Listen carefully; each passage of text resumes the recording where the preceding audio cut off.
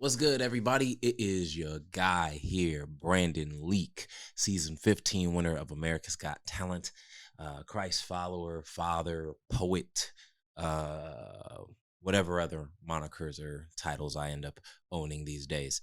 And you are here for episode 4 of this podcast series or video series or whatever you want to call it, entitled Vulnerability. And so I'm excited to get the chance to talk to you about the particular topic that I have today, because it is one in which I address in some of my work that I go take out for live shows. If you've ever seen my one-man play, or if you've ever heard me do a comedic poem about one of the first poems I ever wrote to a girl, then you know a little bit of where I'm going to take this to. I used to be, how would I phrase this?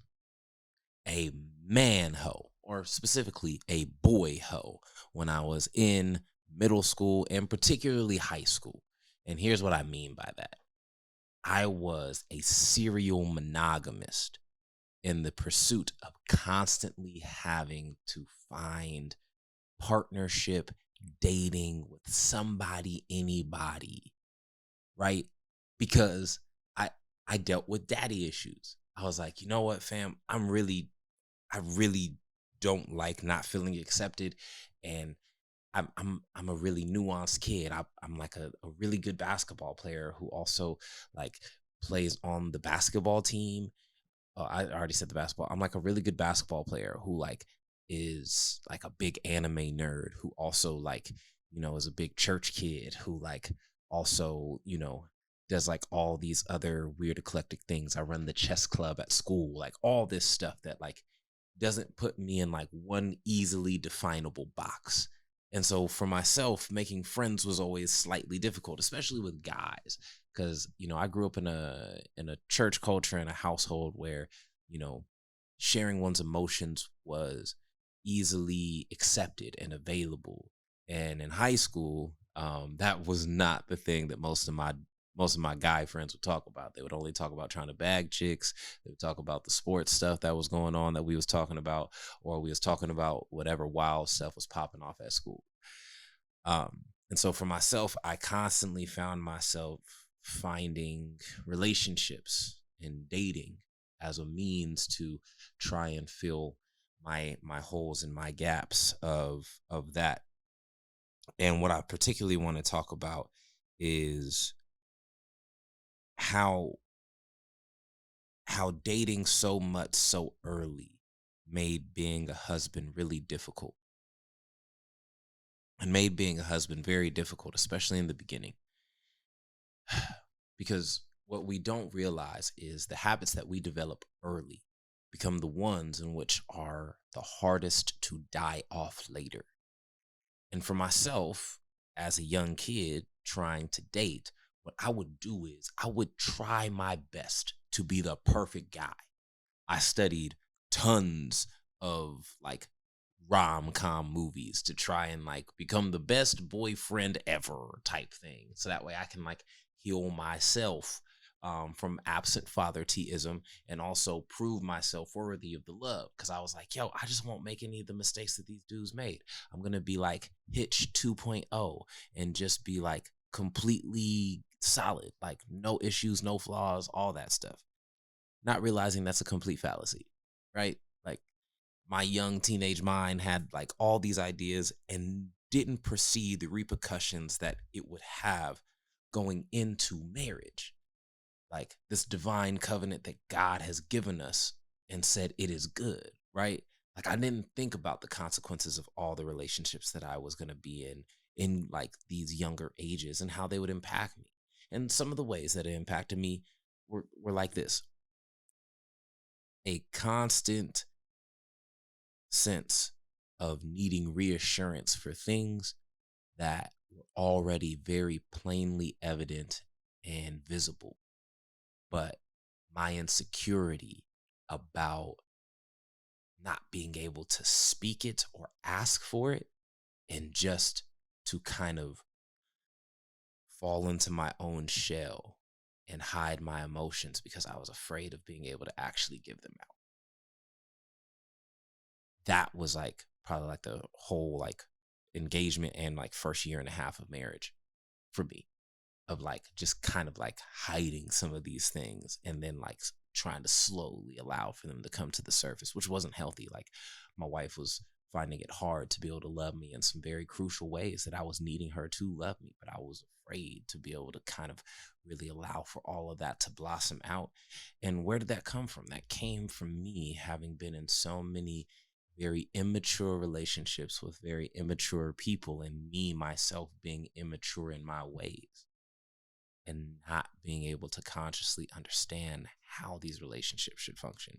And what some people will say is, hey, yo, like experience is the best teacher. You learned, you failed, and now you're growing from that. There's some things in which experience is not worth the cost that you have to pay to get it. There are some things in which your experience is not worth the cost that you had to pay to get it. And so insecurity became a very big thing that I adopted coming out of so many of these relationships.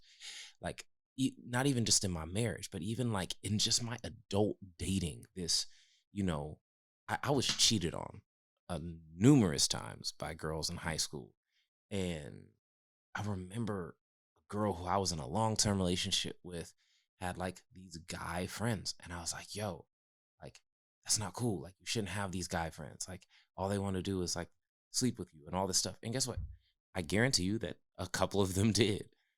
But also I robbed my partner at the time, my girlfriend at the time, of being able to have camaraderie and having like a brother who could she could lean on, right? Like I like being a brother, especially to my fellow Christian sisters. You know what I mean? Like being able to be somebody who can be a sounding board, a confidant, not like for her relationship issues, but somebody who can be a prayer partner for her to help uplift her, who I can also check in on her boyfriend or her husband and be like, yo, like I'm for you guys winning.